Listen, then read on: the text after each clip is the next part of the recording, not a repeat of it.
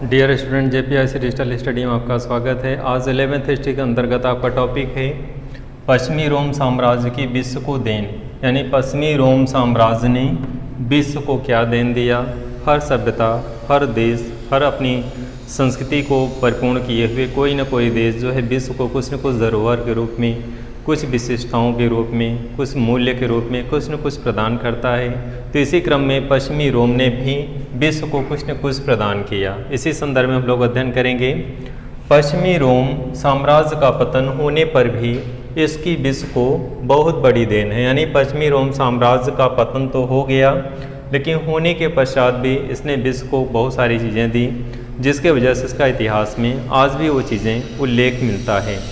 इसी क्रम में आगे बढ़ते हैं। इसकी बड़ी बड़ी नाट्यशालाएँ, अखाड़े, पूजा स्थल, जल मार्गों के ऊपर बने पुल, सड़कें तथा पुलों के खंडहर अभी भी अस्तित्व में हैं और ये इनकी जो है कला अन्य देशों को प्राप्त होती है। बनाने की कला, पुल कैसे निर्मित किए जाते हैं, किस तरह से सड़कें बनाई जाती हैं, किस तरह से जलमार्ग जो है के लिए किस तरह से वहाँ पे पक्के नालों का जो है जहाँ पे समुद्री क्षेत्र है किस तरह से वहाँ पे जो है बंदरगाह के रूप में जैसे बनाए जाते हैं उस तरह से स्टेज वहाँ पे कैसे बनते थे।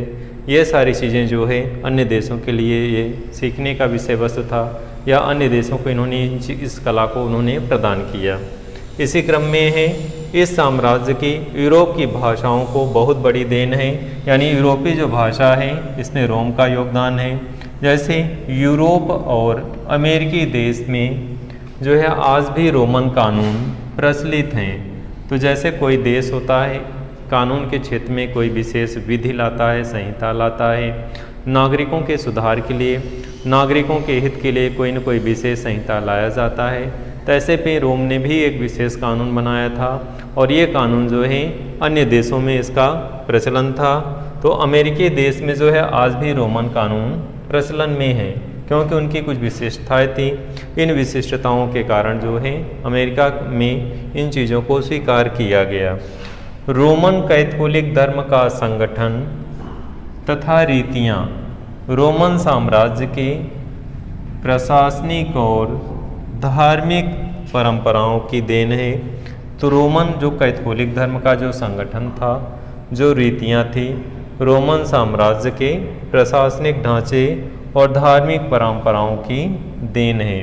धर्म का जो संगठन होता है, जो व्यवस्था होती है, उन तथ्यों को, उन सिद्धांतों को जब प्रशासनिक ढांचे में लागू किया जाता है तो प्रशासनिक ढांचा जो है उस सिद्धांतों को लेकर के जब चलता है तो उसमें मजबूती होती है, उसमें लोगों की आस्था होती है और लोगों की मान्यताएं उसमें जुड़ी होती हैं। तो जो बेस होता है, अगर कोई देश है, कोई व्यवस्था है, कोई संगठन है, अगर अपने रीतियों को, अपने व्यवस्थाओं को अपने प्रशासनिक ढांचे में लागू करता है तो उससे जो है बेहतर और कुछ नहीं हो सकता, क्योंकि वो रीतियाँ जो होती हैं उस पर सबका जो है सर्वोपरि जो है लोगों की सहमति होती है। और ऐसी स्थिति में जब उसी के बेस पे जब प्रशासनिक ढांचा बनता है तो लोगों की सहमति होना ज़रूरी है।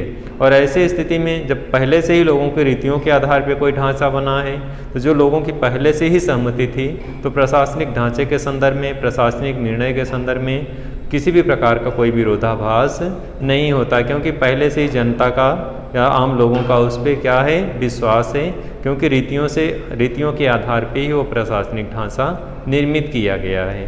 तो यहाँ पे भी संगठन जो बना था, यानी कि रोमन कैथोलिक धर्म का जो संगठन था, जो रीतियाँ थी, वे रोमन साम्राज्य के प्रशासनिक ढांचे तथा धार्मिक परंपराओं की ही देन थी। तो जो व्यवस्था धार्मिक व्यवस्था में थी, रोम में जो प्रचलन में था, उन परंपराओं को उस ढांचे में लाया गया।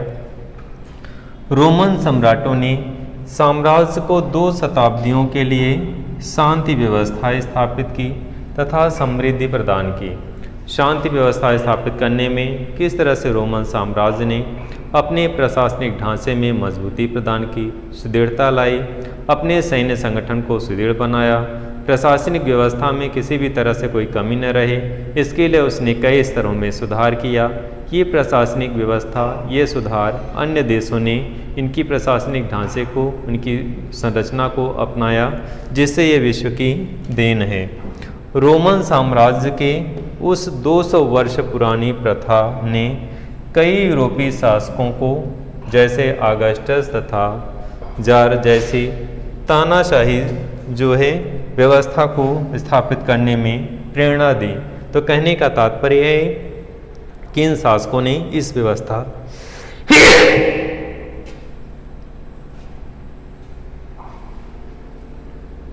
इन शासकों ने इन व्यवस्था को अपनाया। डियर स्टूडेंट, आज आपने पश्चिमी रोम साम्राज्य की विशेषताओं के संदर्भ में अध्ययन किया कि किस तरह से रोमन साम्राज्य ने विश्व के अनेक देशों को रंगमंच शालाएँ, किस तरह से युद्ध अभ्यास, किस तरह से खेल के क्षेत्र में, किस तरह से भवन जो है पुल का निर्माण किस रूप में कैसे किया जाएगा, इस संदर्भ में अन्य देशों को प्रदान किया। किस तरह से उसका कानूनी और प्रशासनिक ढांचा था, किस तरह से जो अपने यहाँ की जो प्रशासनिक ढांचे को कैसे मजबूती प्रदान किया था, उसके कानून व्यवस्था किस तरह से सुदृढ़ थे, किसका किस रूप में उसका प्रभाव था। अमेरिका जैसे देशों ने इस चीज़ को, इस ढांचे को, इस कानूनी व्यवस्था को अपनाया।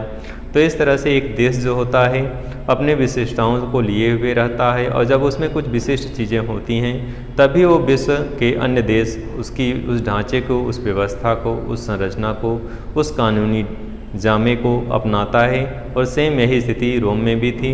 रोमन साम्राज्य में बहुत सारी चीज़ें ऐसी थी जो विश्व के अन्य देशों ने, चाहे वो शासन व्यवस्था हो, शासन करने का तरीका हो, प्रशासन का जो ढांचा था उसकी संरचना के संदर्भ में हो, इन सब चीज़ों को अन्य देशों ने इसे स्वीकार किया।